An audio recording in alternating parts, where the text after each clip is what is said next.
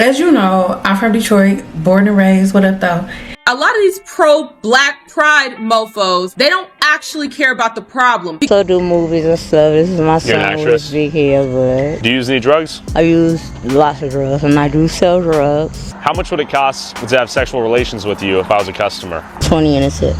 This video is from one of my favorite YouTubers, and the title is Detroit, Michigan Needs Help and Pro-Black Turns a Blind Eye. Now, I haven't watched all the way through, but a little piece of it that I saw, I was like, no, I can't let the city go out like this. So we're gonna react to it because I feel like I've watched this guy's videos before, but I feel like they go in the worst parts of Detroit. So in this video, we're gonna react to this video, but then to end it off, to cover up for my city, I'm gonna show y'all places that like I grew up and like where I will live if I move back, because this is the ghetto. A lot of these pro-black pride mofos, they don't actually care about the problem. Because if you look at this and your first concern is, why is this white boy bringing the camera around? If that's your first concern, understand you are not a pro-black individual. Understand you are very anti-black. You are pro-black pride, but not pro-black people. I'm gonna explain. Because if you actually gave a damn about black people, you wouldn't be worried that he's showing a camera, putting a camera on this problem. You would be worried about the damn problem. Tyler, and I don't know how to say his name, olive oil, I don't know. He goes to a bunch of different places, whether it's in the Americas or, you know, over there across the pond, and then he does really good documentaries about these different places and like talks to the people that actually live there to see like what life is like. Because let the news tell it, let everybody else tell it. Oh, it's not as bad as they say it is. It's not as bad. You're sensationalizing it. That's what they'll say.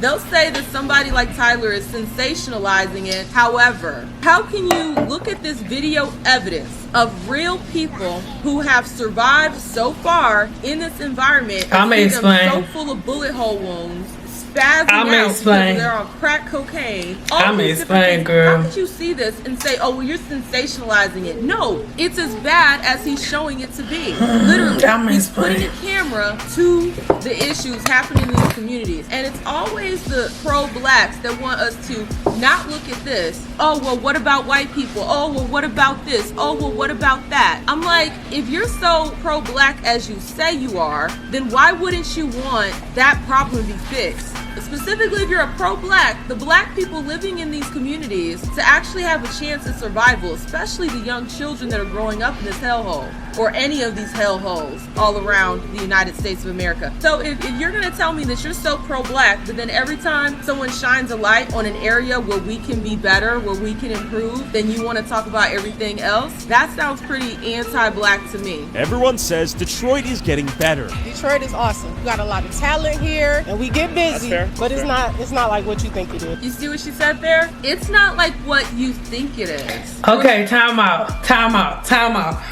Now listen, this is where, let me explain. Like, you're gonna see some ghetto shit here, right? But I am the class of 2008, right? And what are the kids calling them now? YNs? Listen, the YNs don't have nothing on the Cheddar Boys and the rest of the dudes that was out. Like, shut up, boy. Cheddar Boy.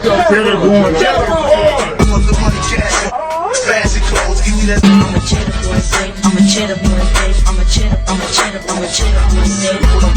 When the gunshots pop, it's a critical thing. I'm a cheddar boy, babe. That's for sure. Me and my babes on my baby, yo. Someone new, and I ain't saying shit. I'm rap shit. Count my dough money. Count my dough money. Count my dough money. Count my dough money. They had, when I was in high school, they had like multiple gangs. Back home, mind you, I'm 35 right now. So what I'm talking about is when I was like 13, 14, younger than that. Okay, way younger than that. It was like 6 Mile against 7 Mile, against Schoolcraft, against Puritan, and it was like a never-ending thing. So it's always been bad. And the crazy part about it is, and I hear you, sis, I hear you. But when somebody from Detroit, and that, because I recognize her voice, I think that was Cash Doll. When somebody from Detroit say it's not that bad, it's really not as bad as it used to be. Like what they call YNs now don't have nothing on the boys that we went to high school with. Like the majority of the boys, mind you, I went to private school. First I went to DePorres closed down, then I went to Renaissance. And then after Renaissance, no, then Ladywood, then Renaissance. And then after that, I moved to Vegas. But then was like back and forth. Met my husband in Detroit. My husband's from Detroit. The whole thing. So I know I'm gonna break it down a little bit more as we go on. And I know it sounds dismissive, but the YNs that are out now could not survive a weekend in the Detroit that I grew up in. So literally seeing the evidence right here. Actually, it's probably worse. We know when people have a camera in their face, they typically clean up their behavior a little bit. So it's probably worse. I know people from Detroit, and guess what? They ain't Detroit no more. And I wonder why. We have one of those, I guess he's a pro-black, I'm not sure. There's bad parts and good parts everywhere. So does that mean we shouldn't care about the bad parts? Is that what you're telling me? We shouldn't care about the bad parts. Whereas I'm saying we need to fix the bad parts so it's not bad anymore. Well, there's bad and good parts, as if it's okay that the parts are as bad as they are. These people don't actually care about black people. They care about black facade, right? They care about black pride. They don't actually care about black people, because if you did care about black people, you wouldn't want them to be living in this type of hellhole perpetuated by other black folks, creating and continuing for this place to be a hellhole. You would want that to be fixed. I think the better term is these people are pro-black pride. It's all about pride. It has nothing to do about the well-being, the mental health, the financial health, none of that. Rather than say, what can we do to fix this? What can we do to create opportunities here? What can we do to help get people off the crack? Instead of doing that, oh, well, you're just sensationalizing it. Oh, well, there are good parts too. Well, guess what? If you let this spread, there will no longer be good parts. You feel me? Okay, so real quick, time out, real quick, short stop, real quick. So when you're from, for example, when me and my husband and our two children, we were getting ready to move back to Detroit, right? Everything that could possibly pop up to be a roadblock to stand in our way popped up, and we did not understand why.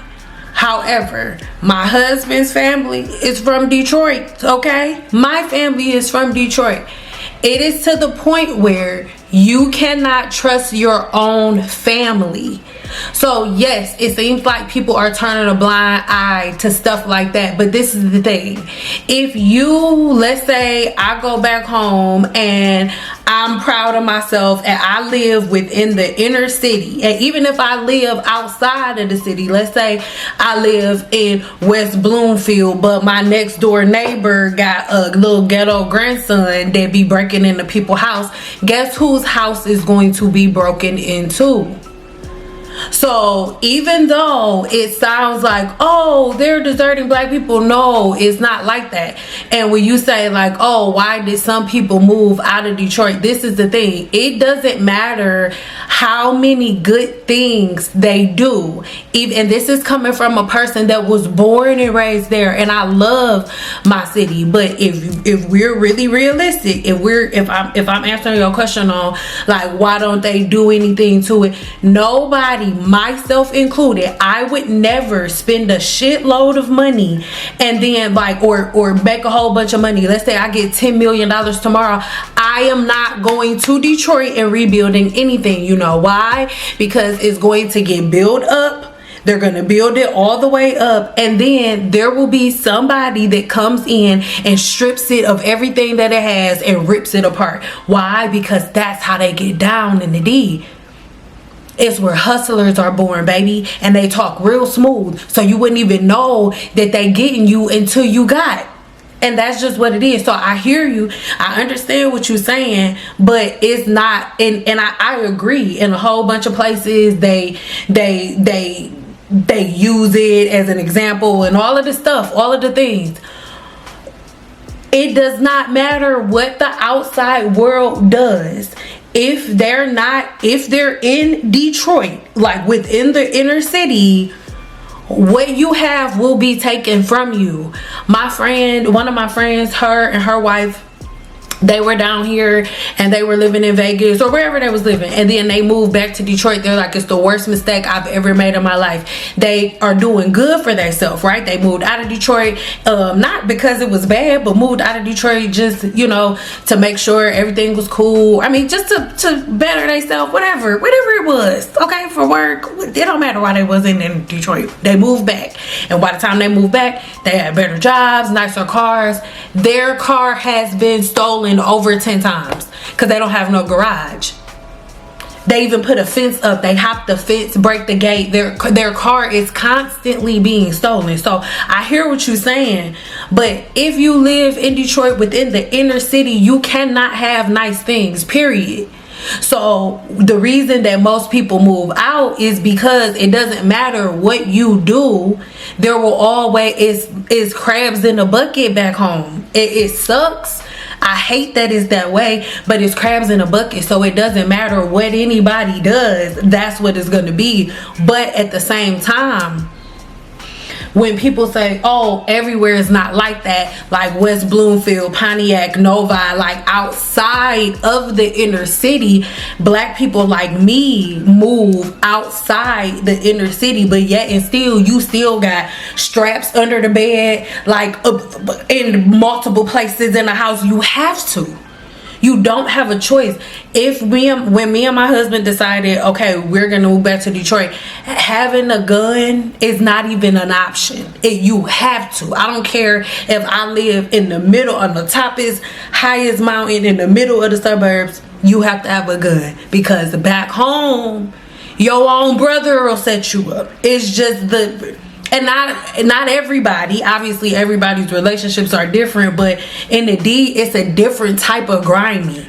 It's a different type of grimy, and it's in certain areas. That's why we move out of certain areas, and that's why I wanted to react to this video, because this over there, like Mac and Warren, over there by where my daddy used to live on the east side by Kettering, or it's the ghetto. Girl, I was not over there.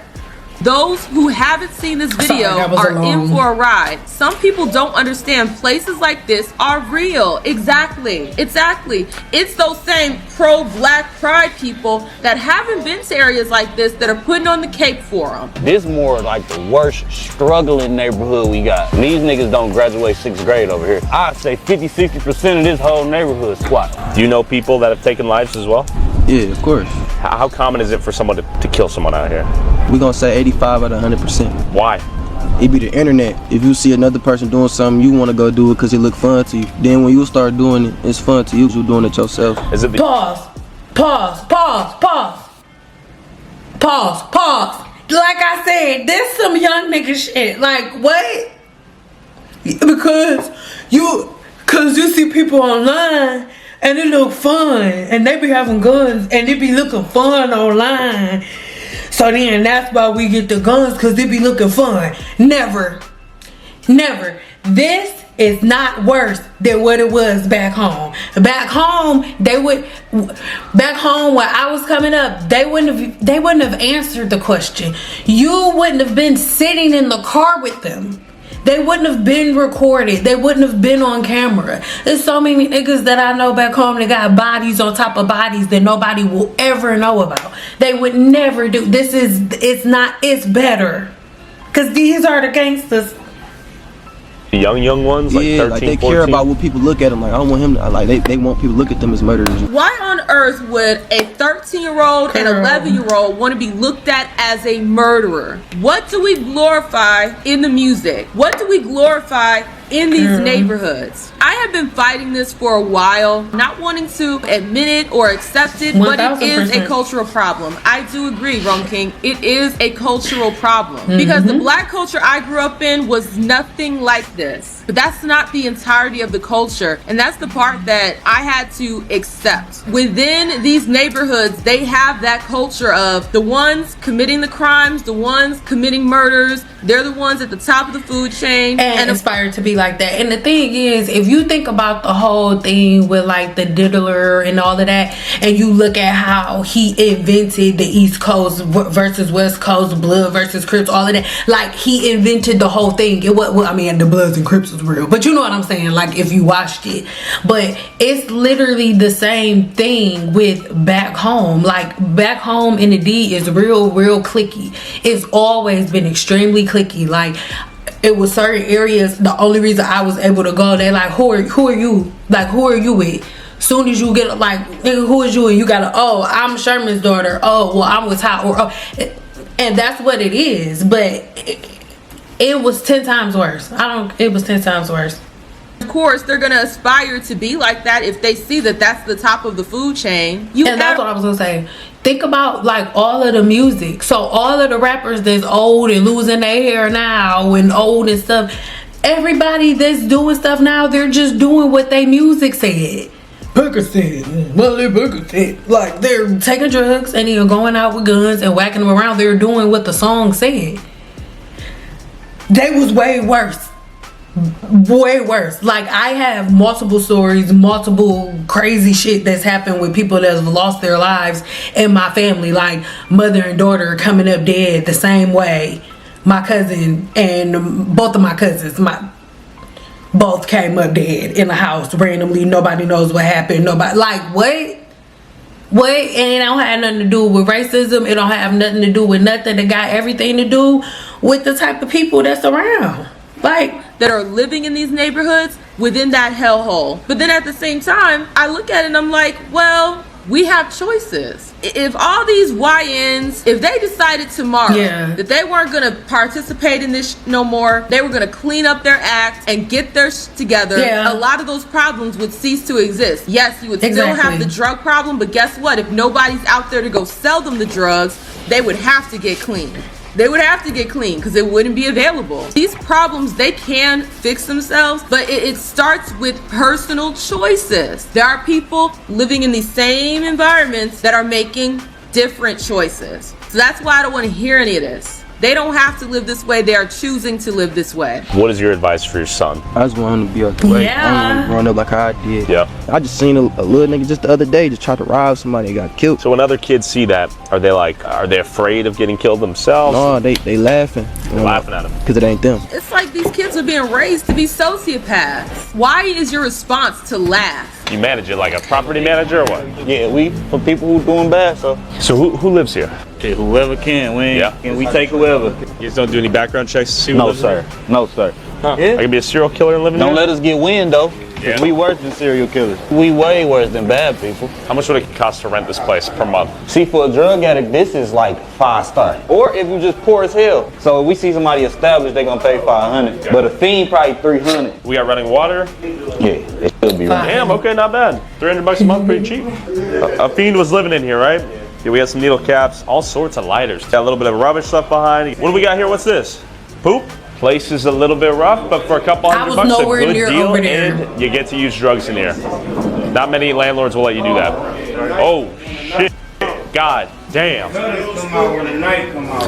And the ad is playing. Not many drug dealers will let you do that. Is what they said. I have been living in Las Vegas, Nevada for a long time, and the hood of Las Vegas as it pertains to drugs and prostitution is 10 times worse than the Detroit streets can ever be. Is that a Draco? You know your That is a Draco, right? We also have to keep in mind, where the hell are you guys getting these drugs and these guns from? This is the part where I do agree with others, where it's like, okay, there's something bigger going on here, because why do you have access to these in the first damn place? Again, it's still a choice. It's just like the conversation around, oh, well, the CIA, they flooded the black communities with crack cocaine. Oh, they flooded the black communities. They could have made a choice not to sell it. Y'all want to give all the smoke to the CIA, but you don't want to give smoke to the black folks that were selling it to other black folks, getting them hooked on that drug. No, your ass has made a choice to flood that into your community and to sell it. You could have chose not to. You guys are good landlords. We got a lot of protection. Why would I not want to come out here and rent one of these properties? Let's be honest. Can't afford it. So people are too poor to live out here. Man, people too poor for down there free shit.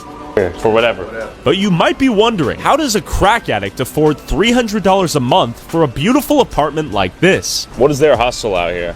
Big, suck a dick for $5, $10. Catch somebody who got a fetish, might can get them for $30, $40. Begging, stealing. And how much are these people selling their bodies for out here? From 5 to 35. She working the block? Like I'm back If you home pull over watching right now, this. she'll tell you to give her $5, $10 to fuck her right now. Yeah, we'll keep it casual. How are you, sister? Can I interview you for $5? Yeah, you down? All right, what's your name? Zoana. Zoana, what are you up to right now? That's what I remember. Yeah. Are you working the block right now? But this isn't just the regular walking down the street in Detroit, at though. my kids, you know. And she This says is she like has the slums. kids. But y'all mad at him for showing this. But you're not upset that she's living like this? You're not upset that her kids are living like this? Y'all mad at Tyler for showing it. A lot of these pro-black pride mofos, they don't actually care about the problem. Because if you look at this and your first concern is, why is this white boy bringing the camera around? If that's your first concern, understand you are not a pro-black individual. Understand you are very anti-black. You are pro-black pride, but not pro-black people. Because if you actually gave a damn about black people, you wouldn't be worried that he's showing a camera, putting a camera on this problem. You would be worried about the damn problem. The first step in fixing a problem is usually to acknowledge that you have a problem. Your pro-blacks, they don't want to do that. They don't want to acknowledge that we have a problem. They want to acknowledge the white man and get mad at him for saying that there is a problem. They don't want to actually be mad about the problem itself. They see this situation and their first thought isn't the health and well-being of this black woman and her children. No, it's, oh my God, this white man. You're hoping someone comes down here, wants to do a little something with you or what? Do anything with me. Okay, pause. Oh my God, this white man. So this is gonna sound really insensitive. I need y'all to remember I am from Detroit, born and raised. So again, this is an area that you would not catch me dead in. I would not be anywhere near over here. I would not be walking over here. He is brave. But then he okay because he with him. But this is the thing. I'm not going to say any names, but somebody that I know very, very, very, very, very, very, very, very personally, okay, had 4 children, okay? And she would have her children. She was on crack the whole time, just like her. She would have her children, and then she would drop them off with her mother, and then she would go back out and continue to do crack. She never cared. Once the grandma got old and she was pregnant with the 4th, she tried to drop the 4th one off and was like, no, mind you, there was a time period where the woman, this person, they didn't see their mother for like 6 years, and she was around the corner in a crack house right around like 2-3 houses down the whole time. So, and she's been to rehab multiple times. Anytime somebody feel like they can trust her, they let her in the house, they do all of the things, they just end up getting screwed over. She messes them over it's literally like the only way somebody can help her is if they ruin their lives so nobody decides to. So it sounds really insensitive, but when I look at a person like this, obviously you know that, and this gonna get pretty deep, but like the people that I know like this in Detroit, the past is so dark, right? You looking at right now, but the problem isn't activists can't help the problem or nothing, because people like her, like the person that I'm talking about, she was SA by her father and her brothers, and none of them were ever held accountable for it. So she's on crack, because when she's not high, that's all she can think about. So is the problem. So I get where people coming from, not you, boo, but I get where people coming from. But it's like we always want to put the blame on the black people who walk and breathe right now, when the people who really messed everything up, the people who really messed everything up are not being held accountable. And that's what nobody really wants to talk about, because every crackhead that I know back home got a dark messed up thing that happened in their past.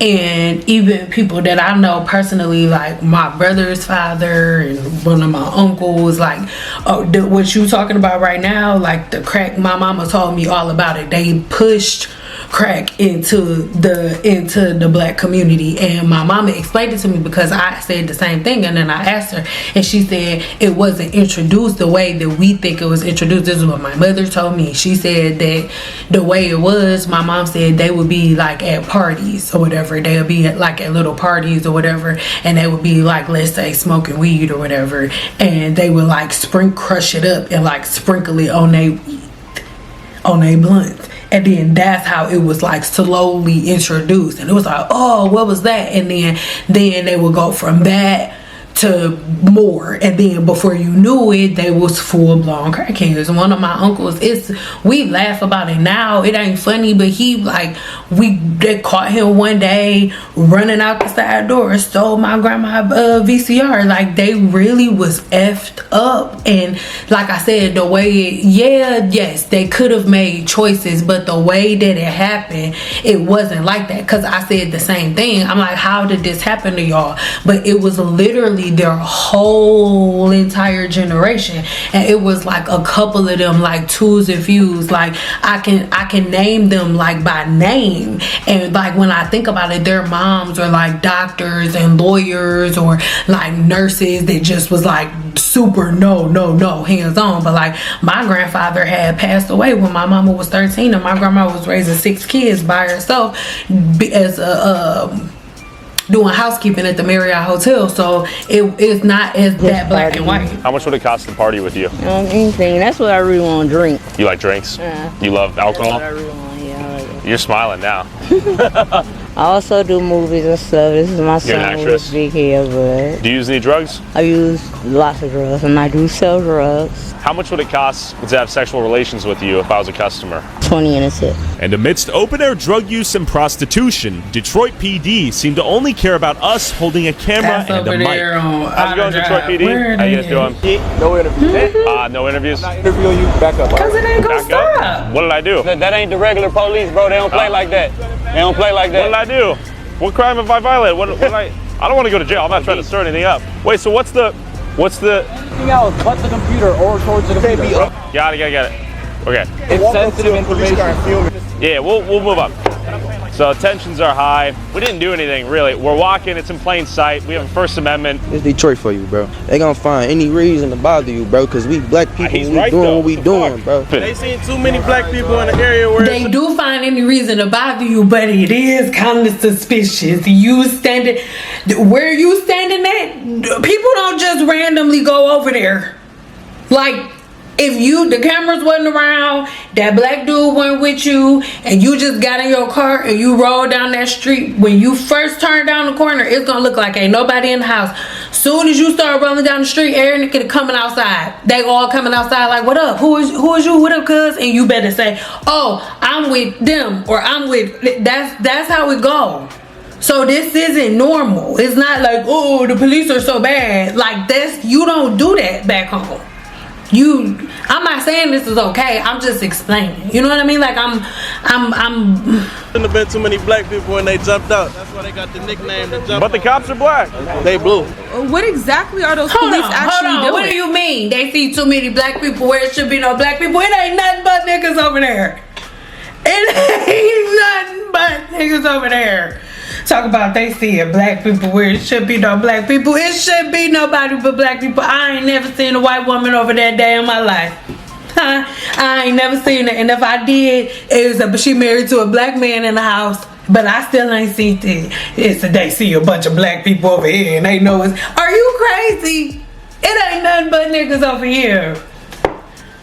I didn't see them do a damn bit of police work. The police should be doing their damn job. They should be policing and cleaning up the street and solving murders and all these different things. They should be doing this, but that's not what they're doing. It's almost like they're glorified babysitters for this hellhole. They were more okay, time out. Like, I know, girl. I know you know. That's why I just put it to that black girl. Girl, listen.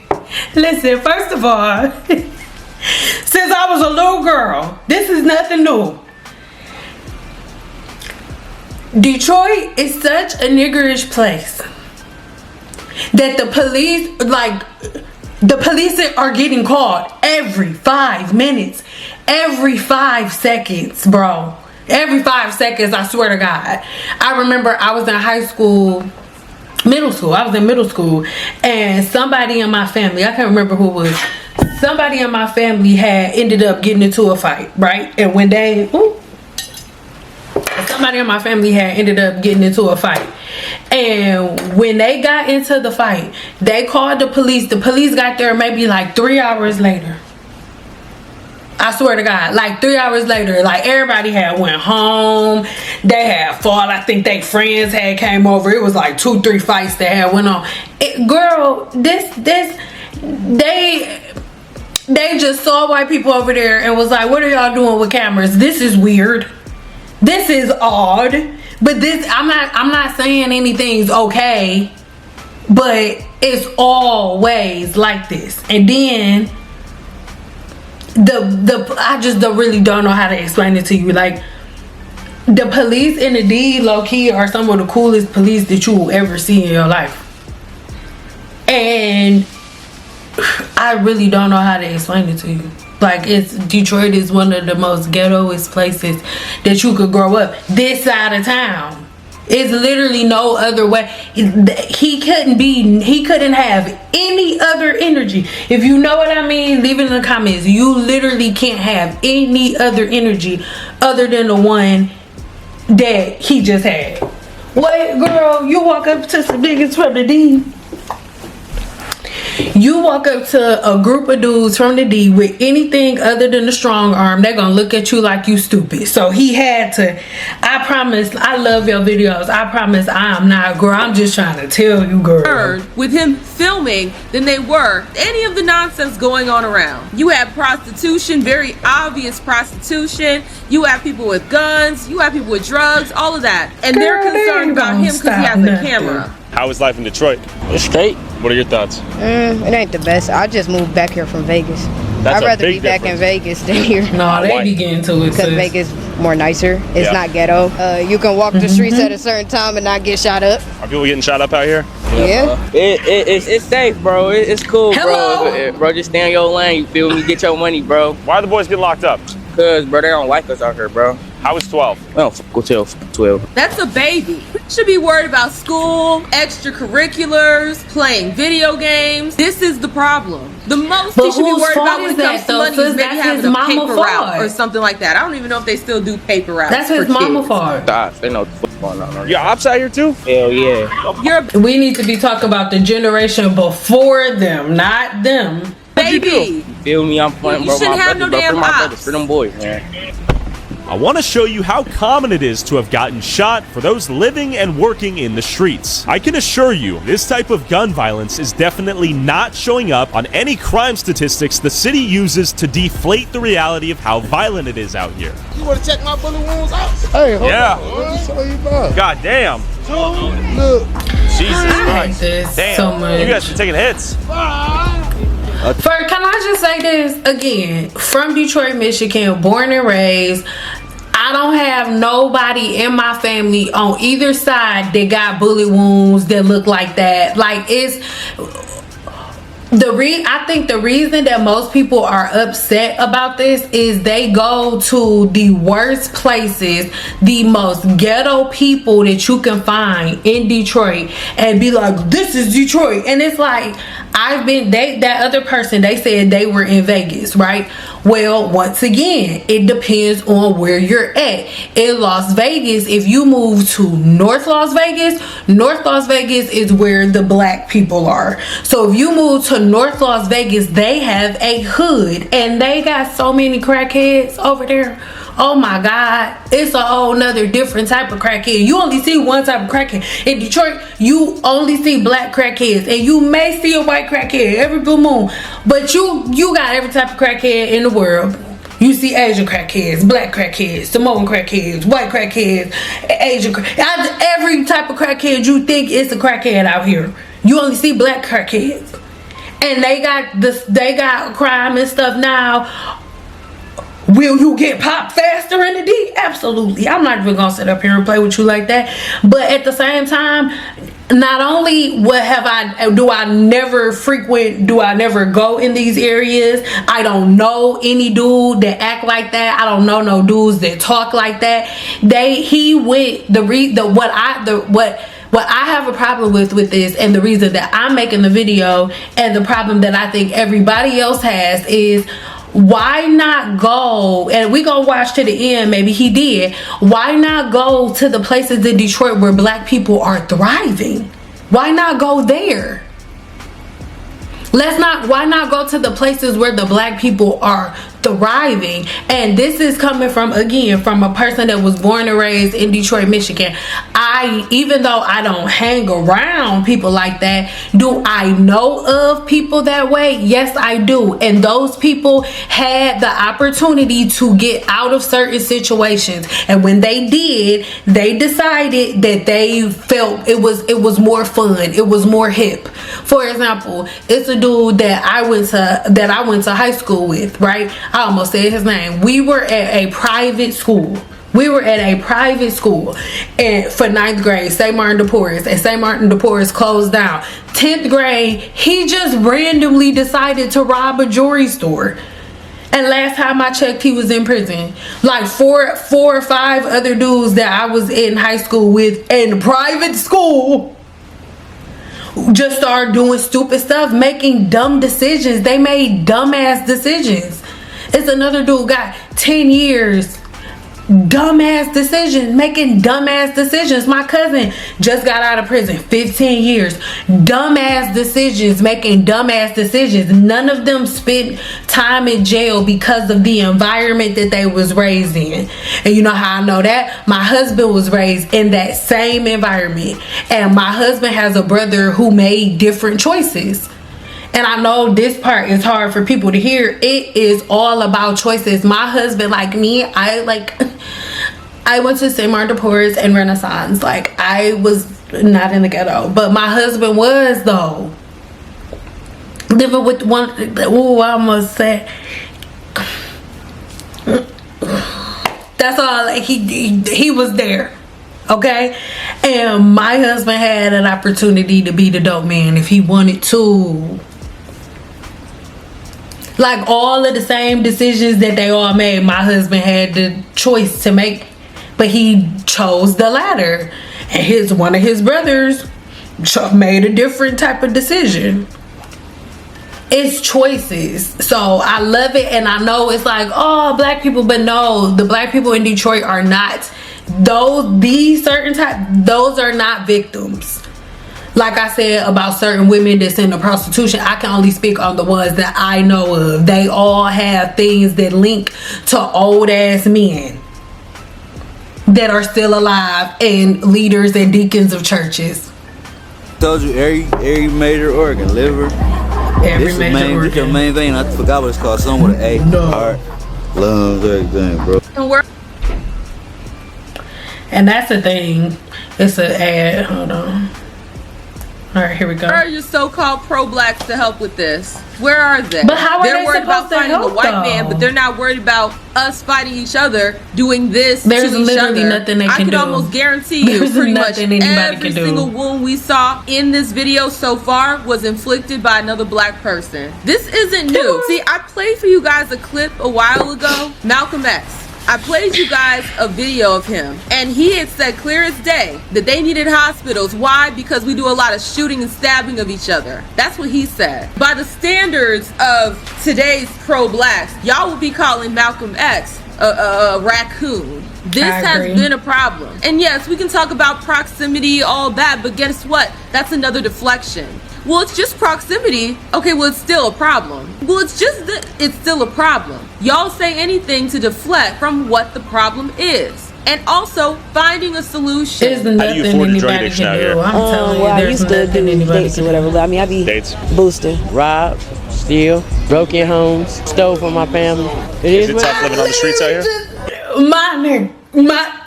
I literally just said that. That is a crackhead. So I don't know, steal from my family. There is nothing anybody can do. There's nothing. That's why we just get up and go.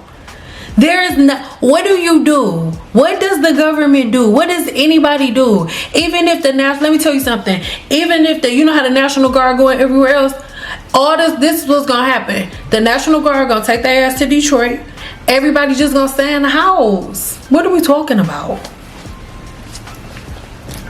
Hood niggas from Detroit are completely different. Everybody's just going to stay in the house. And then when the airplanes leave, they all gonna come back outside, and it's gonna be worse than it was when they was in the house. Because now they gotta re-up.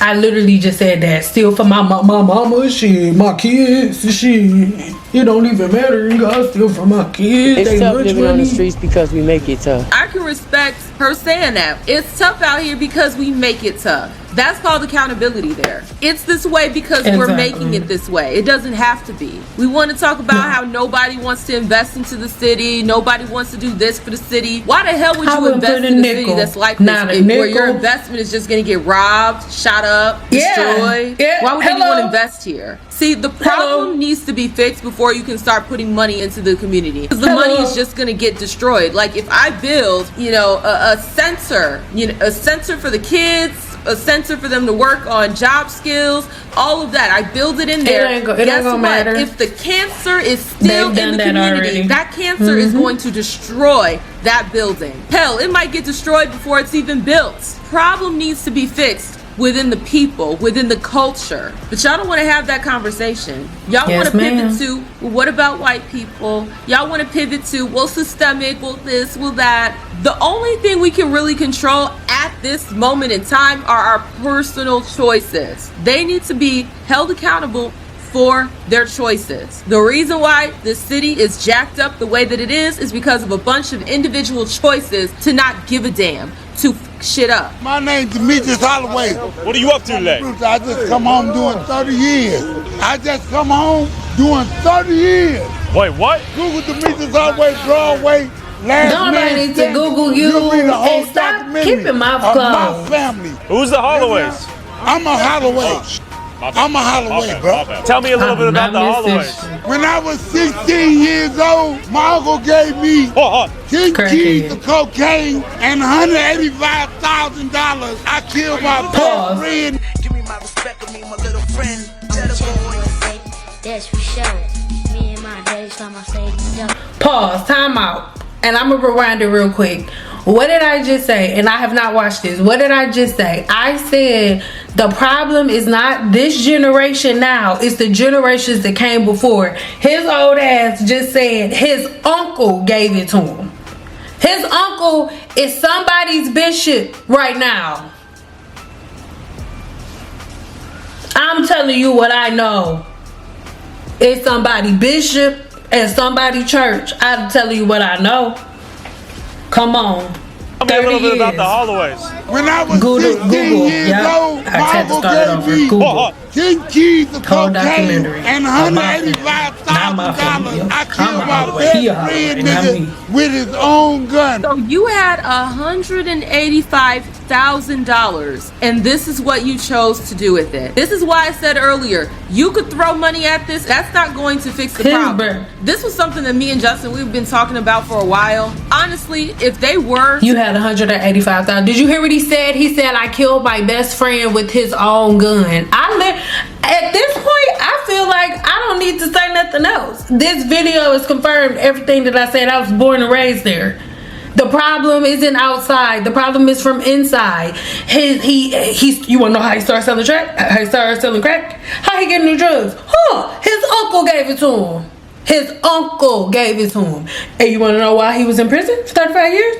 He killed his friend. His friend didn't get killed in a drive-by shooting. His friend didn't get killed by a stranger. His friend didn't get killed by somebody walking up on the side of him. His friend got killed by him. His friend. $5,000, and this is what you chose to do with it. This is why I said earlier, you could throw money at this. That's not going to fix the problem. This was something that me and Justin, we've been talking about for a while. Honestly, if they were to give reparations right now, it would destroy a lot of black people's lives. if we're being completely honest here, if they were to give out reparations and the foundational Black Americans, remember that it was just, and the foundational Black Americans, remember it was that one guy who he won something, and he won something in Detroit from like it was a guy like this, and he came to the city and he won some type of sweepstakes, whatever, and his niece, it was like his niece and her cousins, and they like robbed him, tied him up, took his stuff, all types of stuff. It was his family, his cousin. That's what I'm trying to get. Hopefully I found a clip and put it right here. Like, y'all, no, I'm from Detroit. They're not victims. I don't care. That were in these different communities that were struggling this way. They were to get reparations. It would further destroy their lives. And then not only that, it's going to also destroy the lives of the people that are still living in that neighborhood. That's why you just move. Because if you have this culture of robbing, of, you know, never being satisfied, never having enough, it's already something that you find appealing to rob people. You put money into that community, guess what? More people are going to still get robbed. It's not like they're going to get their reparations and be like, oh, I'm good now, I don't have to rob anymore. Maybe for a few, but for most, it's just going to be, oh, well, I got reparations. Guess what? I know you have your reparations too. Run it. More people would die. More people would probably overdose because they'd have money to fund their addictions. Now, I had been holding the line on reparations because of the principle. For me, it's the principle. It's the fact of stolen labor, and it's the principle other communities got their reparations. But right now, if we look at the state of a lot of different Black folks, it's just going to destroy their lives even further. You see this man? He said he had $185,000, and look at where he's at. You can't just throw money at the situation. You gotta fix the cancer. You gotta remove the cancer. And then we could talk about reparations and all this other stuff. Maybe we could talk about a way to fix that on a basis of a principle. But if they were to do this right now, it would just destroy the lives of the Black people that are there. Look at the okay, and I want you to look at his age, the age of the guy that's standing there, and then look at the age of the dudes that's behind him, and look at how they looking at him talk and hanging on to his every word. It was the generation before the dude who just got out of jail. His uncle gave him the crack. I wonder what his daddy did. So it keeps going. The poison is within. There's nothing anybody can do from the outside world to help Detroit. Sorry. That are already living that life because they're going to destroy each other, fighting over each other's reparations. And then also the Black families that are not within that life, guess what? They're going to still have a target on their back. Every Black person that's within that area, within distance where they can get to them, guess what? You're going to have a target on your back.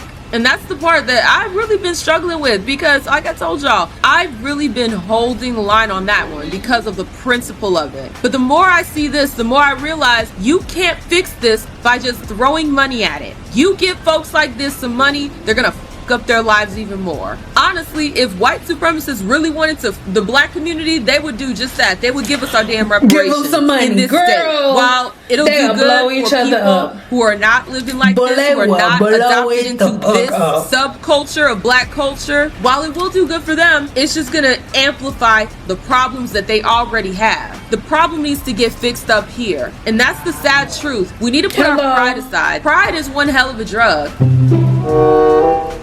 Girl, that was good, girl, because let me just say this, and I love my city, but the crackheads because they crackheads. Okay? Yes, they pushed the crack in there, but y'all didn't have to keep doing the crack. My uncles that I told you about that was crackheads, they ain't crackheads no more. My brother daddy, he's still a crackhead.